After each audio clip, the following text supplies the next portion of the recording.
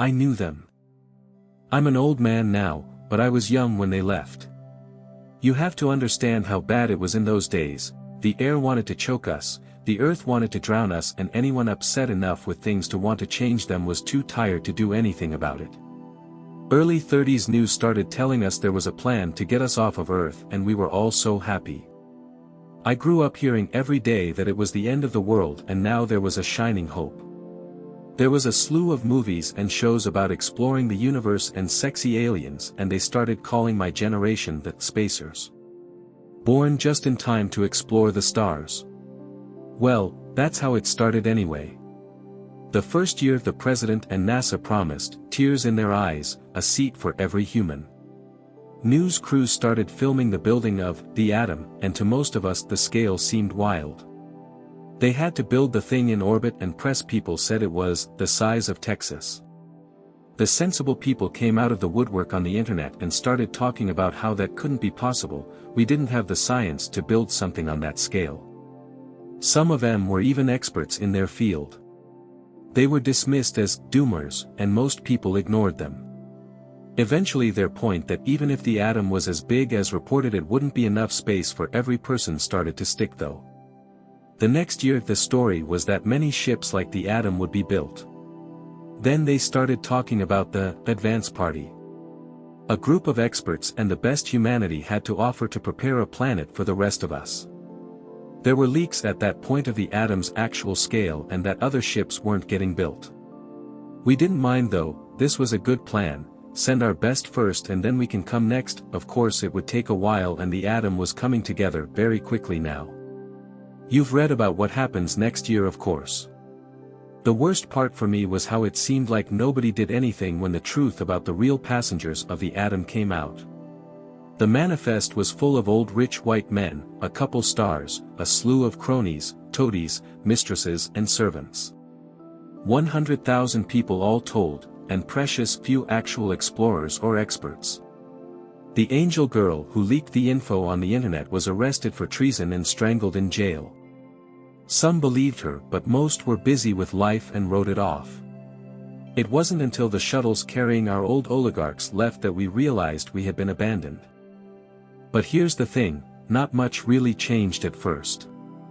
For all the wealth they had, these rulers contributed very little.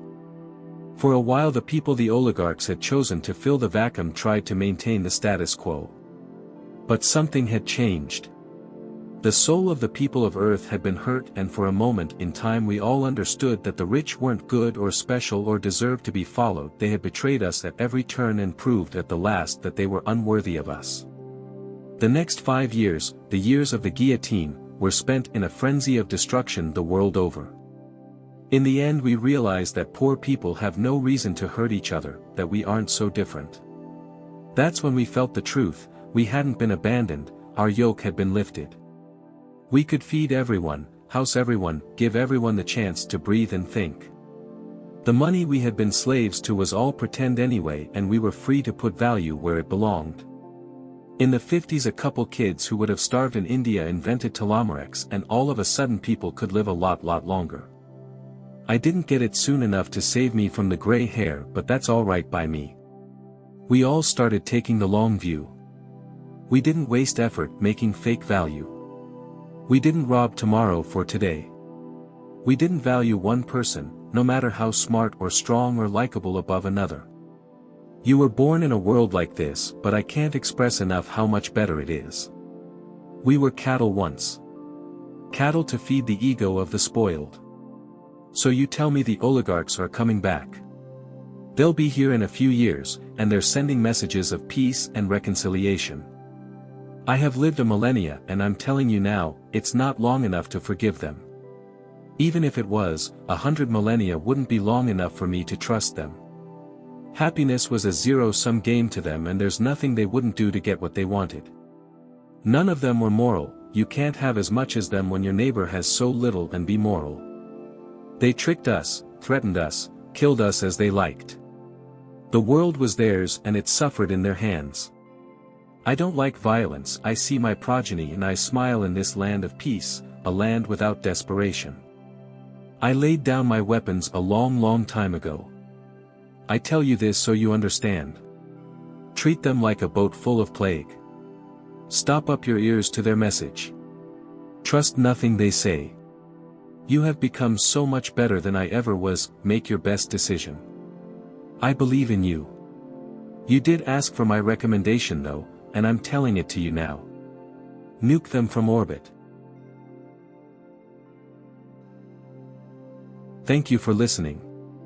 If you enjoyed this story, please subscribe, and hit the bell for more stories.